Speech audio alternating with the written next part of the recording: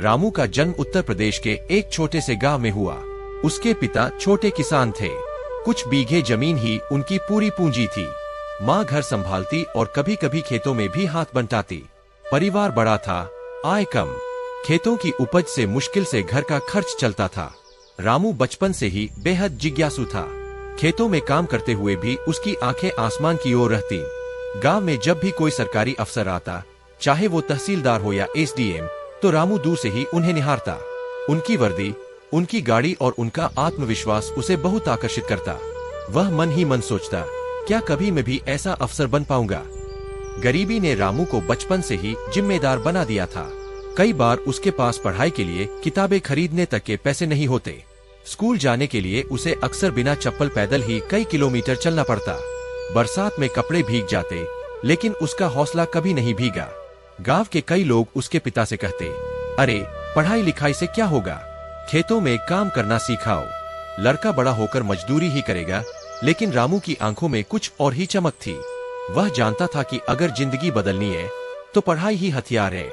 रामू ने कक्षा 10वीं तक गांव के ही सरकारी स्कूल से पढ़ाई की। गरीबी के बावजूद वह कक्षा में हमेशा अव्वल आता। अध्यापक भी उसकी मेहनत देखकर चकित होते। जब उसने 10वीं की परीक्षा में प्रथम स्थान हासिल किया तो पूरे गांव में चर्चा होने लगी, गरीब किसान का बेटा बहुत होशियार है। लेकिन असली संघर्ष अब शुरू होना था। 12वीं के लिए पास के कस्बे के कॉलेज में पढ़ाई करनी थी। वहां आने जाने का खर्च, किताबें और फीस, ये सब उसके लिए बड़ी चुनौतियां थीं। पिता ने बैल बेचकर उसका एडमिशन कराया। यह बलिदान रामू के दिल में गहरा उतर गया। उसने ठान लिया कि वह मेहनत करके परिवार का नाम रोशन करेगा। 12वीं के बाद रामू ने ग्रेजुएशन किया। इसी दौरान उसके भीतर सिविल सेवा में जाने की आग और प्रज्वलित हुई। उसने तय किया कि वह एसडीएम बनेगा। लेकिन सपनों की राह आसान नहीं थी। पढ़ाई के लिए किताबें चाहिए थी, कोचिंग चाहिए थी और सबसे बड़ी चीज थी समय। गांव में अक्सर उसे खेतों में भी काम करना पड़ता। कई बार वह दिन भर खेत में हल चलाता और रात को लालटेन की रोशनी में पढ़ाई करता। उसकी माँ कई बार कहती, बेटा इतनी मेहनत मत कर, सेहत खराब हो जाएगी। लेकिन रामू मुस्कुरा कर जवाब देता, अम्मा जब तक सपनों को पसीने से सींचा न जाए तब तक वो फसल नहीं बनते। प्रतियोगी परीक्षा की तैयारी के लिए रामू को शहर जाना पड़ा। वहाँ उसने छोटे से कमरे में रहना शुरू किया। कमरे में न पंखा था न सुविधा। गर्मी में पसीने से तरबतर होकर पढ़ाई करना और सर्दियों में ठिठुरते हुए रातें काटना उसकी दिनचर्या का हिस्सा बन गया।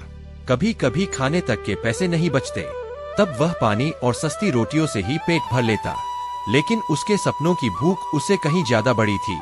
रामू ने पहली बार परीक्षा दी, लेकिन असफल हो गया। दूसरी बार भी किस्मत ने उसका साथ नहीं दिया।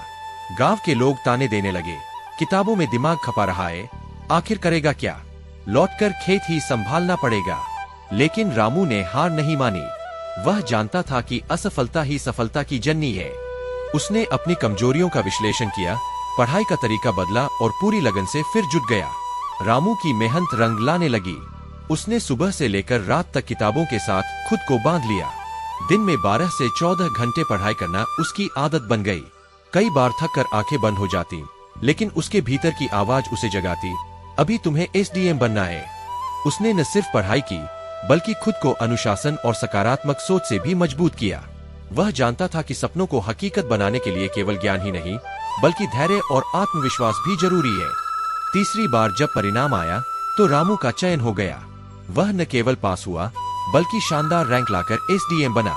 उस दिन उसके गांव में जश्न का माहौल था। खेतों में काम करने वाला किसान का बेटा अब अफसर बन गया था। उसके पिता की आंखों से खुशी के आंसू छलक पड़े। माँ ने बेटे को गले लगाया और बोली, बेटा आज तूने हमारी मेहनत और सपनों को सच कर दिया।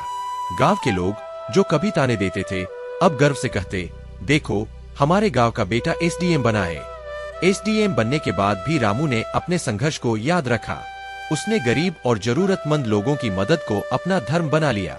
वह गांव-गांव जाकर लोगों की समस्याएं सुनता और उन्हें हल करने की कोशिश करता। उसने साबित किया कि गरीबी इंसान की राह में बाधा जरूर बन सकती है, लेकिन अगर इरादे मजबूत हो तो कोई भी सपनों को छूने से नहीं रोक सकता।